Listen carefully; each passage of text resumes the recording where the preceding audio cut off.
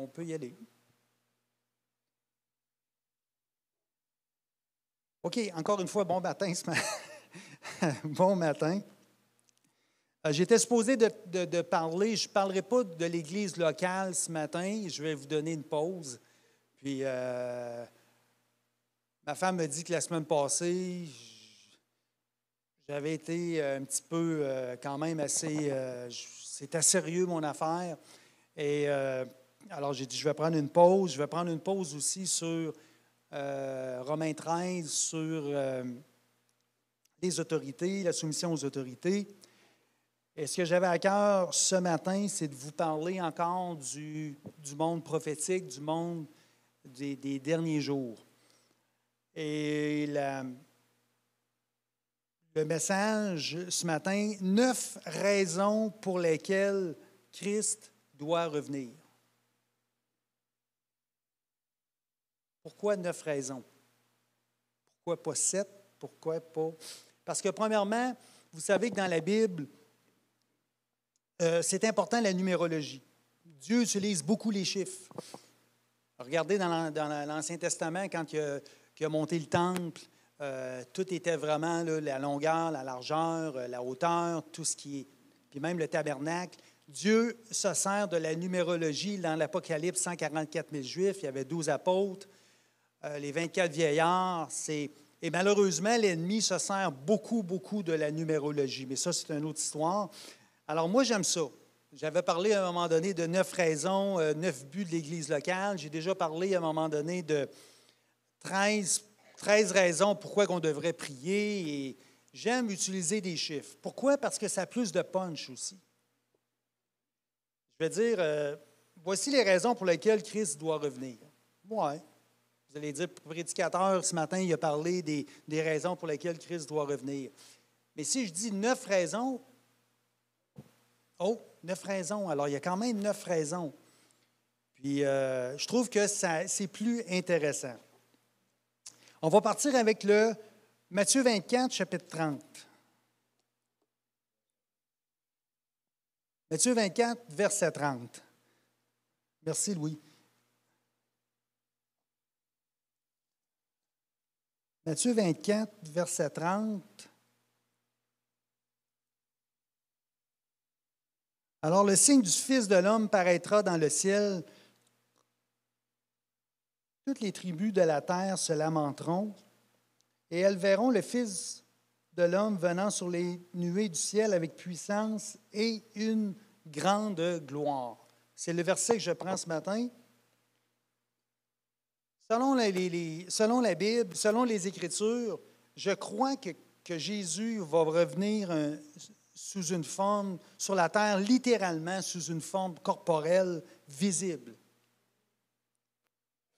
C'est une doctrine essentielle qui, malheureusement, a été mise de côté par bien des assemblées.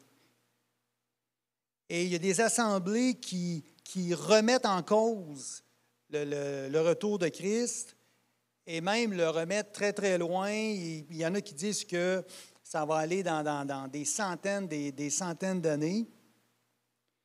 Et même, il y en a qui vont dire que c'est un mythe, le retour de Christ. Mais comment qu'on peut déclarer, comment qu'on peut croire en la Bible tout en niant le retour de Christ? Et pourtant, la Bible n'est pas vague sur la promesse du retour de Jésus.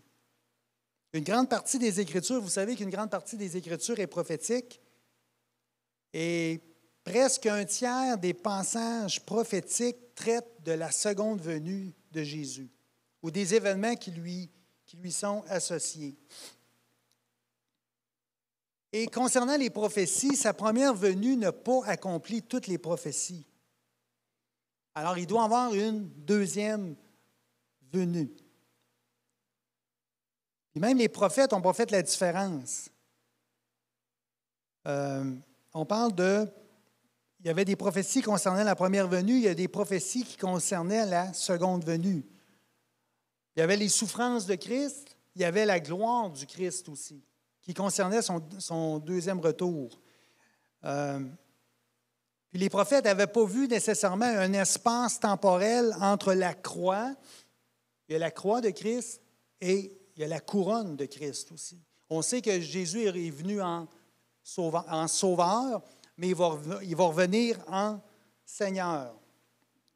Le retour de Jésus sera l'événement le plus marquant de tous les temps.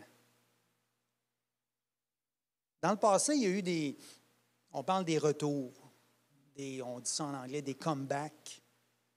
Dans la vie politique, on parle du fameux retour de Richard Nixon comme président des États-Unis alors qu'il avait été défait par John F. Kennedy. Et on pensait que le président M. Nixon ne reviendrait pas et il a été réélu. Il a été élu en 1968. Et aussi le fameux, en 1968 également, le fameux retour, si on parle dans le domaine de la musique et du divertissement, le fameux retour d'Elvis Presley, le comeback d'Elvis Presley. Pour les plus jeunes, ça ne vous dit peut-être pas grand-chose, mais c'est un classique, le fameux retour d'Elvis Presley en 1968. Mais c'est rien comparé au retour de Jésus-Christ. S'il y a des gens qui s'émerveillent quand ils sont allés à Walt Disney et qu'ils ont vu la parade de Disney, de Mickey, dans le temps des fêtes, avec des feux d'artifice, avec des lumières. Moi, je suis allé et c'est sûr que c'est comme si, pour un certain temps, tu es dans un autre monde. C'est féerique, c'est vraiment beau. Et d'une certaine façon, il y a quand même quelque chose de spécial, mais c'est rien comparé avec le retour de Jésus. Ça ne se compare pas. Jésus lui-même a dit que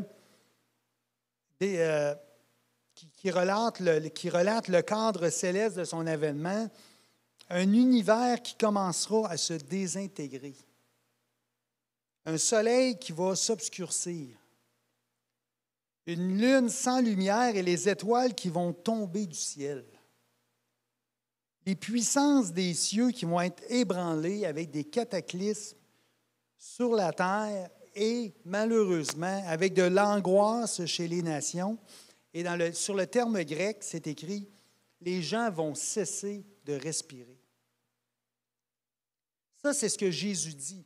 Alors, c'est évident que c'est important de parler du fameux retour de Jésus, avec tout ce qui va arriver, tout ce qu'on va voir, parce que Jésus a dit, la Bible dit « tout œil le verra ». Comment on peut penser, il y a 3 fuseaux horaires, est-ce que tout le monde va être sur Internet en même temps parce que tout œil le verra? Il y a des tribus à certains endroits, il y a qui n'ont pas Internet, mais la Bible est claire, tout œil le verra. Alors, il y a quelque chose comment que ça va arriver, on ne sait pas, mais on voit que ça va être un événement grandiose. Et c'est une bonne nouvelle pour nous. C'est une bonne nouvelle pour nous, frères et sœurs. On attend le retour de Christ. On a vécu des choses difficiles et on a une espérance. Parce qu'on entend parler dans les médias que le monde peut se détruire à tout instant. Aujourd'hui, avec l'avancement nucléaire, les crises énergétiques, les différents désastres écologiques, les virus mortels, les collisions cosmiques, une panne informatique, il peut arriver toutes sortes de choses, frères et sœurs.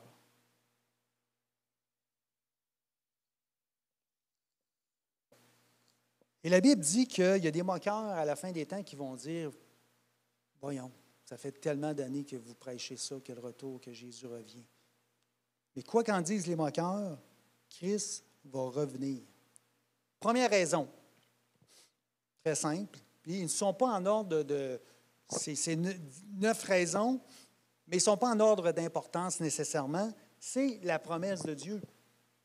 Zacharie, chapitre 14, versets 4 à 9. « Ses pieds se poseront en ce jour sur la montagne des Oliviers qui est vis-à-vis Jérusalem. » Ce passage décrit la glorieuse apparition de Christ qui est encore à venir. Vous le savez peut-être vous ne le savez pas, la chaîne d'hôtels Holiday Inn, il y a plusieurs années, avait planifié de construire un hôtel sur le mont des Oliviers à Jérusalem.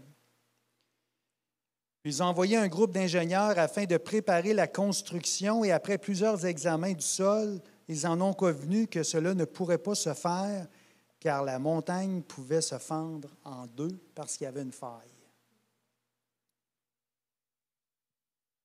C'est la promesse de Dieu. Il y a environ 8800 promesses de Dieu dans les Écritures. Si vous voulez avoir un livre de promesses, c'est la Bible. L'Ancien Testament regorge de promesses messianiques. On parle de 1845 références dans l'Ancien Testament, puis 318 références dans le Nouveau Testament. 333 prophéties concernent la venue d'un libérateur. Puis toutes les prophéties qui ont été dites sur Jésus se sont réalisées sur sa première venue. Sa naissance, son entrée à Jérusalem sur le dos d'un âne.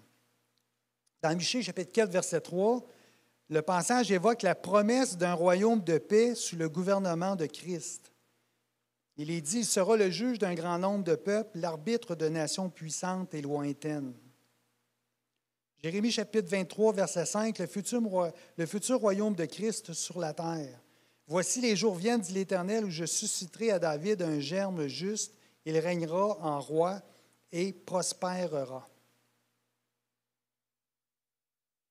Alors, c'est dans les Écritures, c'est dans la promesse de Dieu. Dieu a promis. Et dans le livre de Tite, c'est écrit que Dieu, au contraire, soit reconnu pour vrai et tout homme pour menteur. Ce que Dieu a promis, ça va se réaliser. C'est la promesse de Dieu. Premièrement, le retour de Christ, c'est la promesse de Dieu. Deuxième raison, puis vous savez que deuxième raison, c'est l'enseignement de Jésus. Jésus a été dans l'histoire, c'est vrai, les historiens, il y a eu des témoins oculaires, il y a eu des écrits que Jésus a existé. Jésus a eu un impact sur la Palestine. Dans certaines religions, il n'est pas considéré comme un Dieu, mais il est considéré comme un prophète. Alors, autant qu'on a des écrits sur Alexandre le Grand, autant qu'on a des écrits sur César, alors il y a des écrits sur Jésus. Il n'y a pas seulement la Bible, il y a des gens qui ont écrit, il y a des historiens avec des preuves à l'appui que Jésus a bien existé. Alors, deuxième raison, c'est l'enseignement du Christ. Dans Jean chapitre 14, verset 3, « Je vais vous préparer une place, et puisque je vais vous préparer une place, je reviendrai et je vous prendrai avec moi, afin que là où je suis, vous y soyez aussi. Vous savez où je vais et vous en savez le chemin. » On sait que le retour de Christ va se faire en deux étapes. Un retour dans les airs, à venir chercher son épouse, et un second retour pour revenir sur la terre. La nuit où il fut trahi, il dira à ses disciples, « Alors le signe du Fils de l'homme paraîtra dans le ciel. Toutes les tribus se lamenteront et elles verront le Fils de l'homme venant sur les nuées du ciel avec puissance et une grande gloire. » Le verset que j'avais mentionné tout à l'heure. Les paroles, les enseignements de Christ se sont révélés exacts concernant son ministère et sa mort. À plus forte raison, ces paroles concernant son retour se réaliseront. Lors de son procès, Christ a dit, « Et vous verrez le Fils de l'homme assis à la droite de la puissance de Dieu et venant sur les nuées du ciel. » Beaucoup d'autres paraboles. L'histoire d'un maître qui, après son départ dans un pays lointain, revient pour gouverner en personne. Alors, il y a des paraboles qui traitent d'un maître qui est parti puis qui va revenir. Alors, ça fait référence à Jésus. Troisième raison pourquoi Christ doit revenir, c'est le témoignage du Saint-Esprit. 1 Corinthiens, chapitre 1, versets 4 à 7. « Je rends à mon Dieu de continuelles actions de grâce à votre sujet pour la grâce de Dieu qui vous a été accordée en Jésus-Christ, car en lui, vous avez été comblés de toutes les richesses qui concernent la parole et la connaissance, le témoignage de Christ, ayant été solidement établi parmi vous, de sorte qu'il ne vous manque aucun don dans l'attente où vous êtes de la manifestation de notre Seigneur Jésus-Christ. C'est le Saint-Esprit qui confirme les paroles dites par le Père et par le Fils.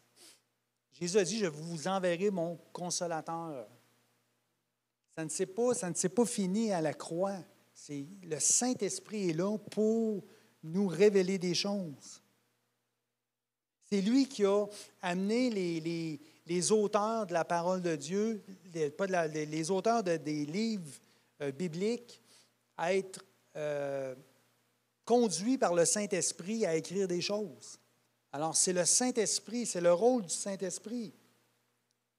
C'est le rôle du Saint-Esprit qui nous conduit. C'est le rôle du Saint-Esprit qui donne des visions à des gens. Le Saint-Esprit donne des visions que les gens vont dire, bien, j'ai vu Jésus qui doit revenir. C'est le Saint-Esprit qui nous donne de l'enseignement, qui nous donne des convictions, qui nous donne des rêves. C'est le Saint-Esprit qui est à l'œuvre. Tout ce que le Père a dit, tout ce que le Fils a dit, tout ce qui est c'est le Saint-Esprit qui le confirme à l'Église. Quatrième raison pourquoi Jésus doit revenir, à cause de l'Église. 2 Corinthiens, chapitre 11, verset 2. « Car je suis jaloux de... » C'est Paul qui parle. « Car je suis jaloux de vous d'une jalousie de Dieu parce que je vous ai fiancé à un seul époux pour vous présenter à Christ comme une vierge pure. » Ça, c'est extraordinaire, ce passage-là. Le plan que Dieu a fixé pour l'Église impose le retour de Christ. Parce qu'on est l'épouse. La Bible mentionne plusieurs fois que Christ va revenir comme un époux venant chercher son épouse. Vous savez que c'est un symbolisme du Nouveau Testament et de l'Ancien Testament.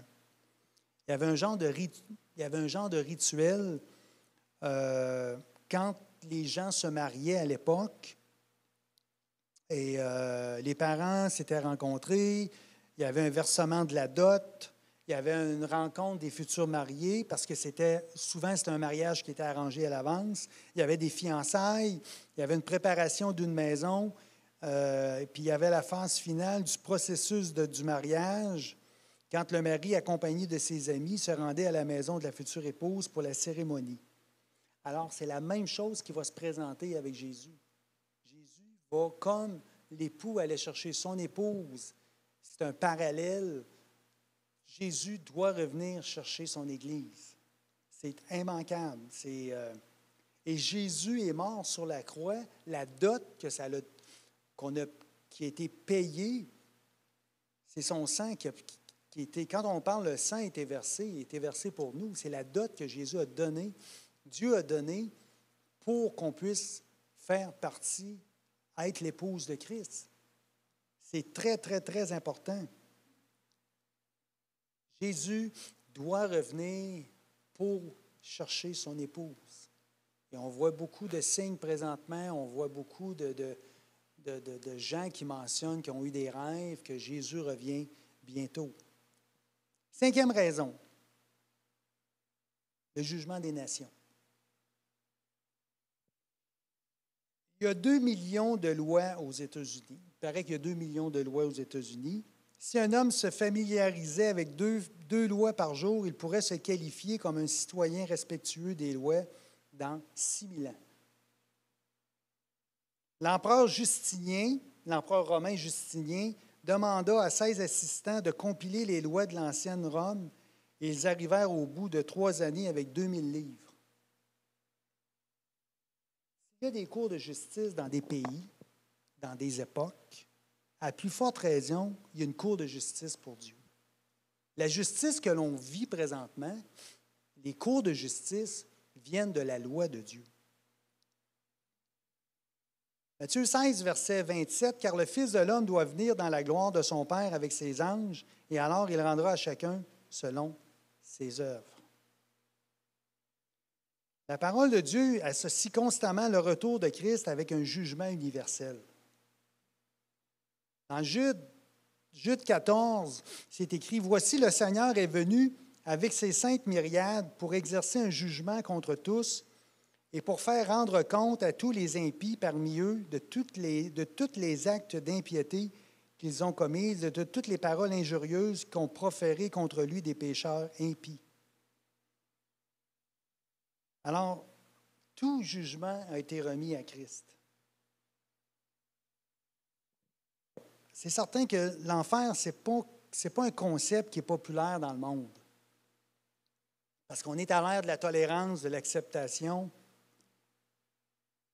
Et le châtiment éternel dépasse l'idée d'un Dieu d'amour et de bonté. Parce que selon notre culture, le monde est bon, mis à part quelques méchants, mais on s'en va vers quelque chose de mieux.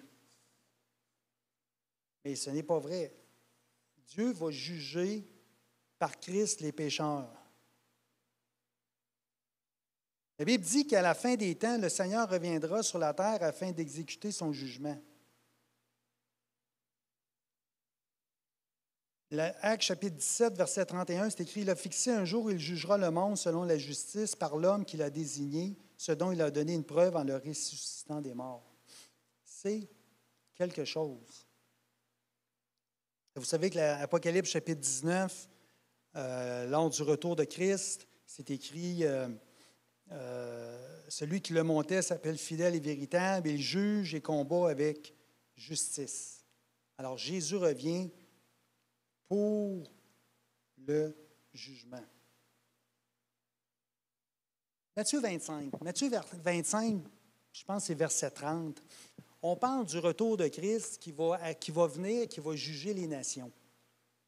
Et la Bible dit qu'il va séparer les uns d'avec les autres, comme le berger sépare les brebis d'avec les boucs. Qu'est-ce que ça veut dire? Puis je veux prendre un temps pour bien expliquer ça.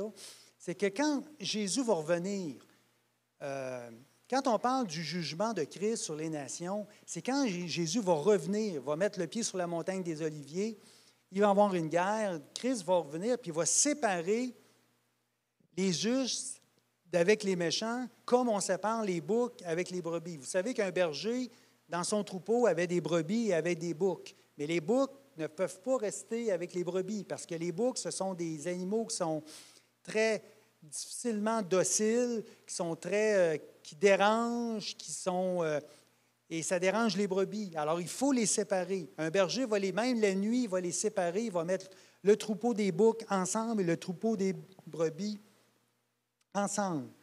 Alors, c'est la même chose. Quand Christ va revenir, alors, il va rester des nations sur la terre. Il va rester des gens sur la terre.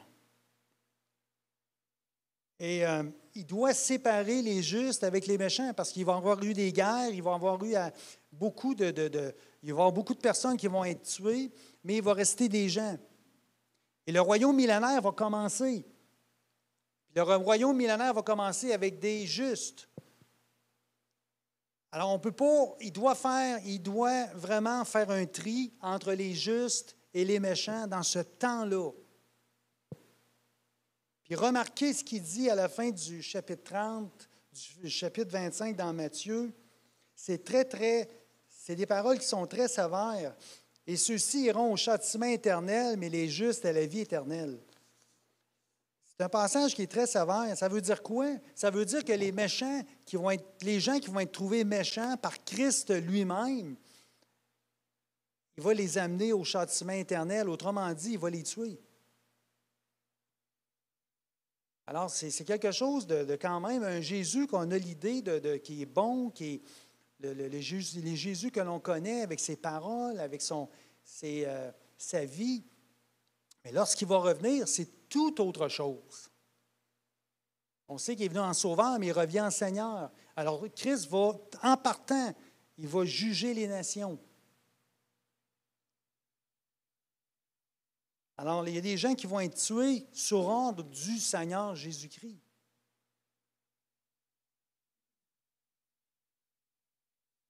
Et plus que ça, là, je m'embarque, là, je me lance, mais je pourrais dire, je ne le dirai pas, mais je vais le dire. Je peux aller plus loin, mais étant donné que vous êtes habitué à m'entendre prêcher, des fois, vous avez des choses, les oreilles vont vous sciller, mais ce n'est pas grave. Nous participerons peut-être à ce jugement-là sur les nations. Si le Seigneur revient dans notre génération, je dis bien ici, la Bible dit, Paul dit, ne savez-vous pas que vous jugerez les nations? Alors, si le Seigneur revient dans notre génération, préparez-vous, peut-être, à revoir certaines personnes à qui vous avez témoigné et qui n'auront pas écouté votre avertissement et qui vont être dans la tribulation, qui n'écouteront pas les anges, qui n'écouteront pas les 2 témoins, qui n'écouteront pas les 144 000 Juifs, puis qui n'écouteront pas le témoignage des chrétiens mis à mort. Il y a des gens que vous allez revoir lorsque vous allez revenir avec Christ. Paul dit, ne savez-vous pas que vous jugerez les nations? Mais les nations, c'est qui? C'est à partir de Matthieu 25, à partir du retour de Christ. Ça peut aller très loin, frères et sœurs. On vit dans un monde spirituel, mais on vit dans quelque chose de très... qui est prophétique, des choses qui nous... peut-être qui nous dépassent, mais c'est la réalité. La Bible dit que ce que vous liez sur la terre, vous liez au ciel. Quand vous êtes conduit par le Saint-Esprit, puis vous allez voir quelqu'un, puis vous l'évangélisez, puis tu dis, écoute, mon frère, ma soeur, ben écoute, là, tu devrais... Puis là, vous l'évangélisez, puis vous le mettez face à un choix, vous liez cette personne-là face à un jugement que vous allez peut-être revoir au retour de Christ. Ça va très, très loin. On peut creuser beaucoup, là. 6e raison, la justification de Christ. Apocalypse, chapitre 1, verset 7. Il vient avec les nuées, et tout œil le verra, même ceux qui l'ont percé, et toutes les tribus de la terre se lamenteront à cause de lui. C'est inconcevable que le dernier cliché public que le monde ait de Jésus-Christ soit celui d'un criminel couvert de sang, de crachats et de mouches, agonisant presque nu sur une croix. Pensez-y 2 minutes. Le roi des rois, le Seigneur des seigneurs. Tout était fait pour Christ. Sauveur de l'humanité.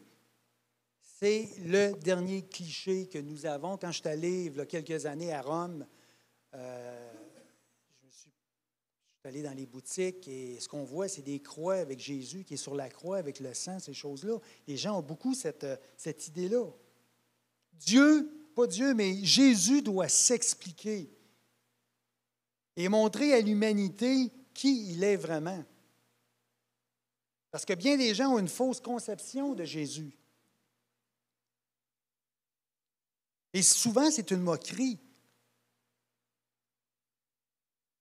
Quand les gens pensent à Jésus de nos jours, c'est aussi un petit bébé qui a grandi, a prêché l'amour et qui est mort sur une croix. Et regardez, relisez Apocalypse chapitre 1.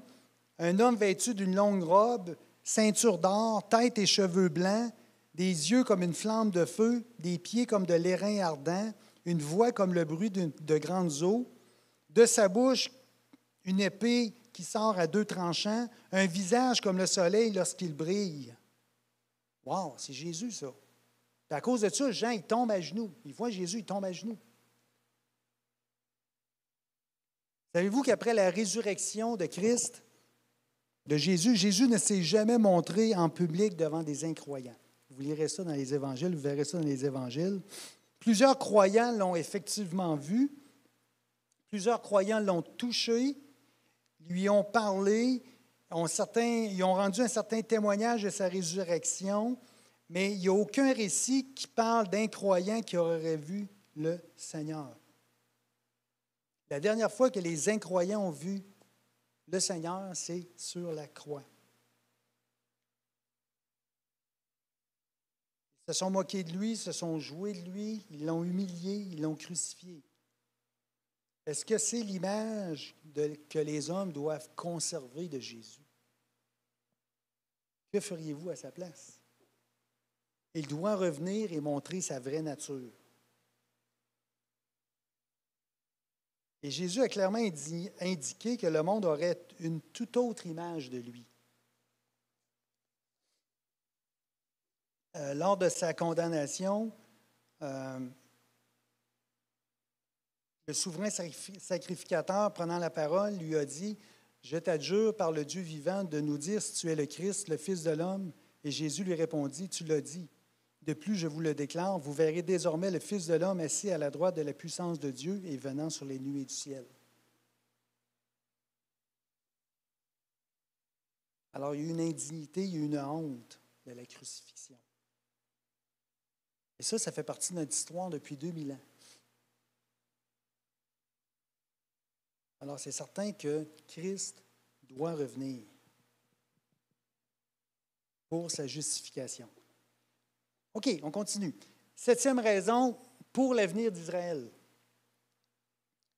Zacharie, chapitre 12, verset 10. « Alors je répandrai sur la maison de David et sur les habitants de Jérusalem un esprit de grâce et de supplication. Ils tourneront les regards vers moi, celui qu'ils ont percé. Ils pleureront sur lui comme on pleure sur un fils unique. Ils pleureront amèrement sur lui comme on pleure sur un premier-né. » Alors, vous savez que le salut qu'on a vient d'Israël.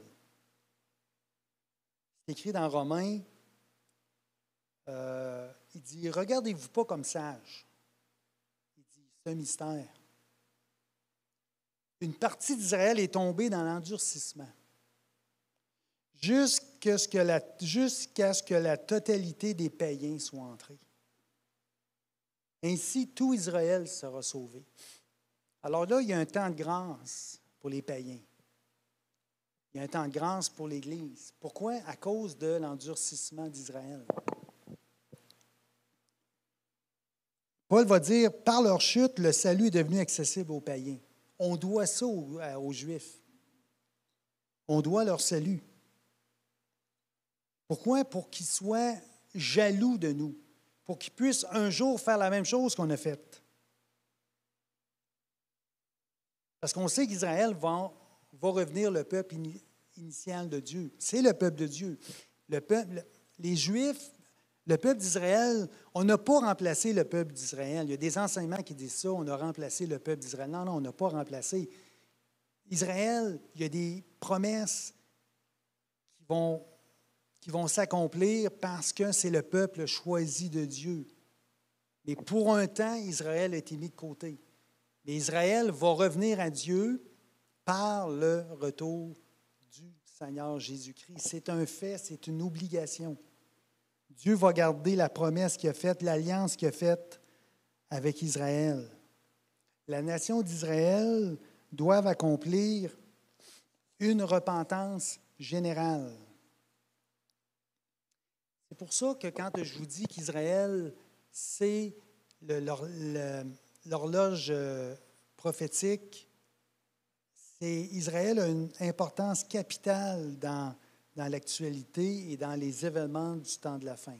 On doit tout le temps voir ce qui se passe en Israël pour nous donner le pouls de les événements du temps de la fin. Je vais faire vite. 8e raison, la destruction de Satan. Jean chapitre 12, verset 31. Maintenant a lieu le jugement de ce monde. Maintenant le prince de ce monde sera jeté dehors. C'est quand même une raison importante. Il doit vaincre le diable. C'est certain qu'il l'a vaincu à la croix, mais le prince de ce monde a été vaincu à la croix. Nous avons l'autorité sur le prince de ce monde, mais le prince de ce monde c'est lui qui, présentement, qui règne sur la terre de la Genèse. Depuis la Genèse, Satan exerce une domination sur l'humanité. On voit, il y a du mal, il y a de la violence, il y a des choses diaboliques qui se font. il y a un monde de ténèbres. Jean déclare dans son épître que le monde entier est sous la puissance du malin. Alors, Satan doit être jeté dehors. Oui, il y a eu le triomphe de la croix, mais c'est une anticipation du jugement de ce monde. Alors, ça va se faire quand Jésus va revenir. Lorsqu'il va poser son pied sur la montagne des Oliviers, alors qu'il va y avoir une guerre menée par Satan. Pourquoi? Parce que Satan va être jeté dehors du monde. Présentement, il est dans le deuxième ciel et il va venir un temps qui va, son action et ses anges déchus, ça va être sur la terre.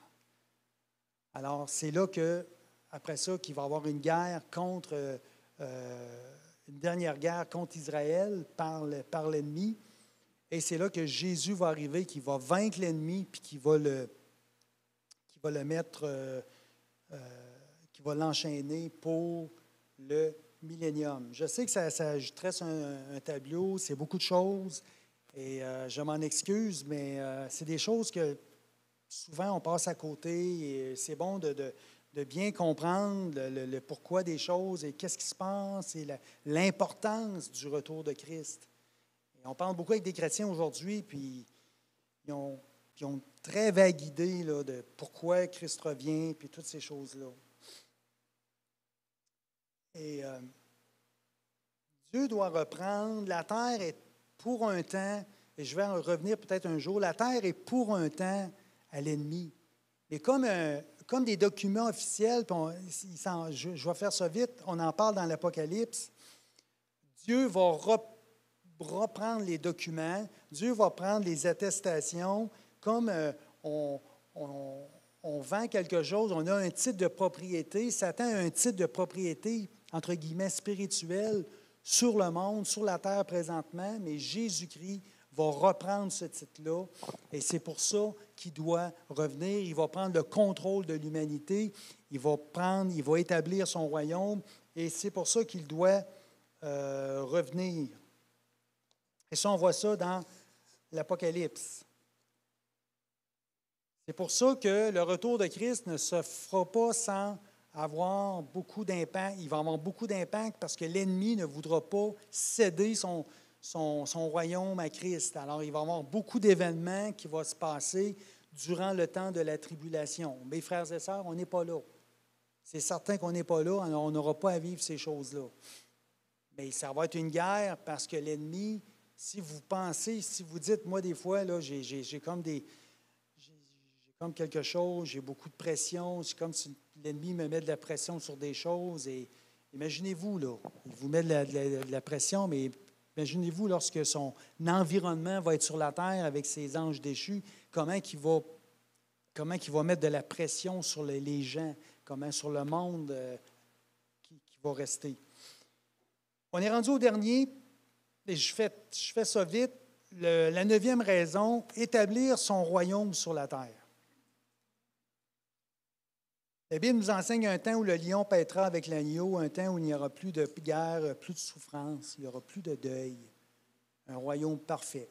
Faites attention, frères et sœurs, avec les enseignements que certaines églises ont présentement, et je suis obligé d'en parler, qui enseignent qu'on est présentement dans le millénium, on est présentement dans le royaume de Christ, et que c'est tout ce qu'on voit dans l'Apocalypse, c'est du symbolisme. C'est un symbolisme, l'Apocalypse. Alors, on lit un livre, puis on commence au début d'un livre, on arrive à la fin, puis la fin ne compte plus. Alors, on prend la Bible, on commence la Bible, on arrive vers la fin, puis la fin ne compte plus. C'est impensable. On n'est pas dans le royaume millénaire. On n'est pas dans on est dans un... Si c'est le royaume de Christ, c'est ce qu'on vit présentement, il y a quelque chose qui ne marche pas. On voit des atrocités, on voit des choses des gens qui meurent de faim, il y a toutes sortes de choses qui se passent présentement, de la violence, de la tuerie. Et puis on est dans le royaume de Jésus. C'est-tu mon Jésus? C'est-tu les promesses qu'il y a dans la Bible? Oubliez ça, le royaume millénaire, c'est quelque chose d'extraordinaire. Tout va être refait, la terre va être refaite. Je vais vous en parler à un moment donné pour être pas toujours dans des prédications qui ne sont pas faciles. Mais je vais vous parler du millénium, c'est extraordinaire. C'est le royaume de Christ pour 1000 ans. Vous allez avoir on va avoir des récompenses. Il y en a qui vont briller comme 10 villes, il y en a qui vont briller comme 5 villes, il y en a qui briller comme comme des étoiles, comme les étoiles, 5 étoiles, 10 étoiles. Il y en a qui vont avoir nos récompenses, on va avoir des récompenses, on va avoir un corps céleste, on va se promener d'une place à l'autre dans le temps de le dire. Il va y avoir seulement de l'amour, on va reconstruire la terre, il va y avoir toutes sortes de choses qui vont se faire. Il va y avoir des choses... Puis on va voir les mêmes choses qu'on voit aujourd'hui. Faites attention, là, parce qu'il va y avoir des nations qui vont se rajouter. Alors, il y a bien des choses qu'on va voir. J'espère qu'on va voir de la NFL. J'aime le football. Alors, les Steelers. Alors, c'est des temps extraordinaires qui s'en viennent, frères et sœurs. C'est pour ça que je vous en parle. Le millénium, c'est extraordinaire. Puis Ézéchiel en parle dans l'Ancien Testament.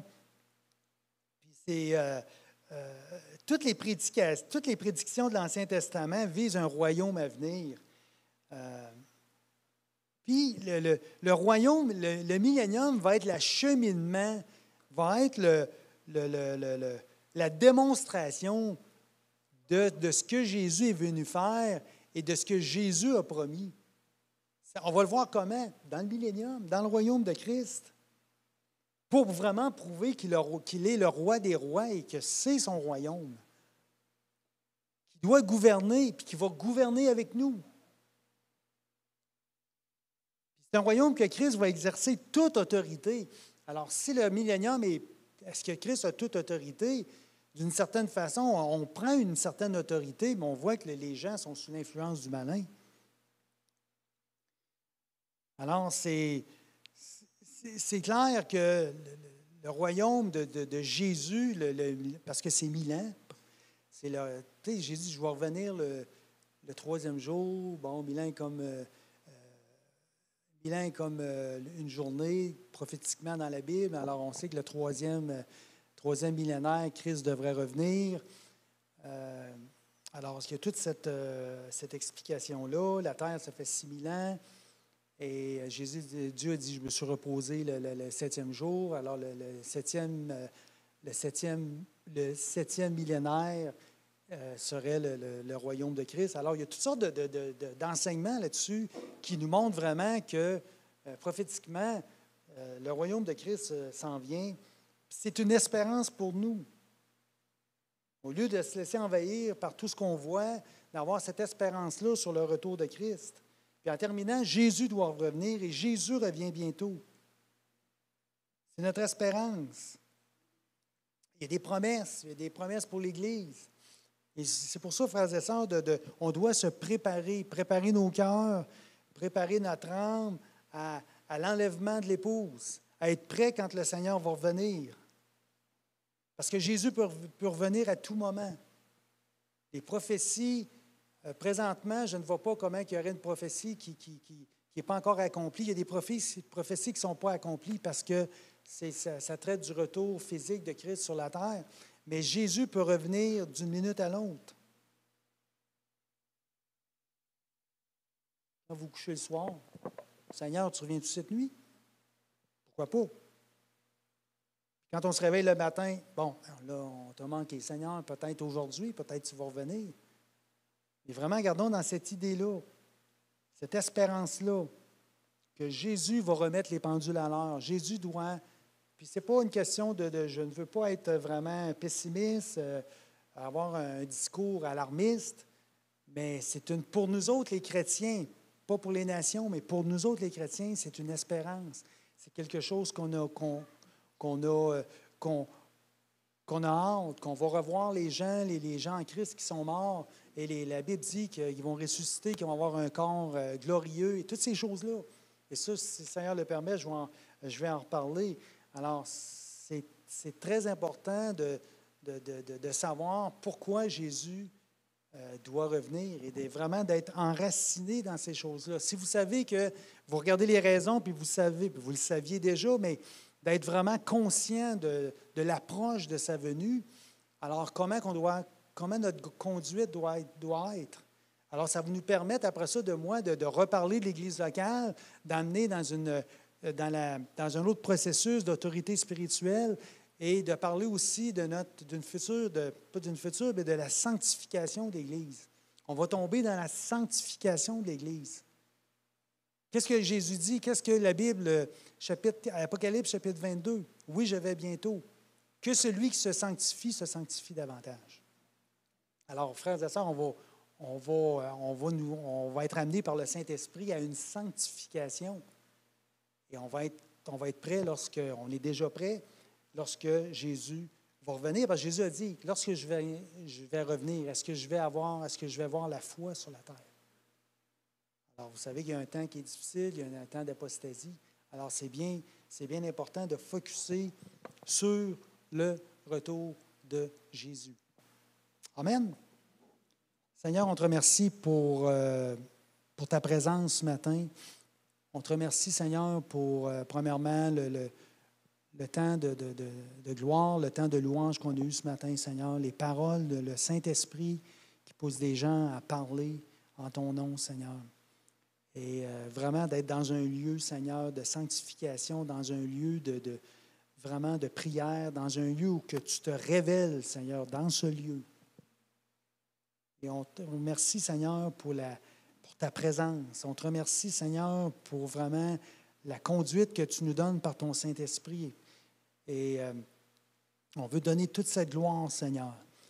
Et, Seigneur, qu'on puisse vraiment, que cette parole, que cet enseignement que tu nous as donné ce matin, cette réflexion puisse vraiment nous faire du bien, Seigneur, qui puisse vraiment nous conduire dans une conduite, de l'évangélisation, Seigneur Dieu. Que ça puisse vraiment nous conduire à nous approcher de plus en plus de toi et vraiment de nous donner ce zèle, Seigneur, et de nous aider à passer à travers des événements qui sont difficiles et d'avoir foi en toi, Seigneur Dieu, de ton retour, Seigneur. Et encore une fois, merci pour toutes choses que tu fais dans ce lieu. Merci pour les choses que tu vas faire aussi prochainement. Merci, Seigneur, pour le déversement de ton Saint-Esprit que tu vas mettre sur cette assemblée, Seigneur. Merci, Seigneur, pour l'action que tu vas faire par ton Saint-Esprit, Seigneur. Merci pour les paroles qui vont être dites, Seigneur. Merci pour les gens qui vont se rajouter dans cette Église, Seigneur Dieu. Merci pour, encore une fois, pour les prodiges et les miracles qu'on va voir, Seigneur. Qu'on marche, Seigneur, parce que tu vas te révéler dans ce lieu, Seigneur Dieu. Et de plus en plus qu'on va se sanctifier, de plus en plus qu'on va s'approcher de toi, de plus en plus tu vas être présent, de plus en plus tu vas nous parler et tu vas te révéler en gloire et en gloire, Seigneur Dieu. Encore une fois, merci, Seigneur, de ta présence, Seigneur Dieu. Et sois avec nous, Seigneur. Sois avec nous toute la semaine, Seigneur Dieu. Protège, Seigneur, les gens qui sont ici, Seigneur Dieu. Protège dans le travail, protège à la maison, protège en toutes choses, Seigneur, sur la route, Seigneur Dieu. Que les anges soient là, Seigneur. On veut se revoir la semaine prochaine si tu le veux, Seigneur. Et on te remercie dans le nom de Jésus. Amen. Alors, merci pour votre présence ce matin. Et on se revoit mercredi. Pour ceux qui veulent, pour la réunion de prière. Si vous avez des requêtes de prière, vous pouvez, je pense que vous pouvez aller voir Louis puis lui donner des requêtes de prière. C'est important. Il y a un bon temps de prière le mercredi à 19h et je remercie les gens qui sont là, qui étaient là.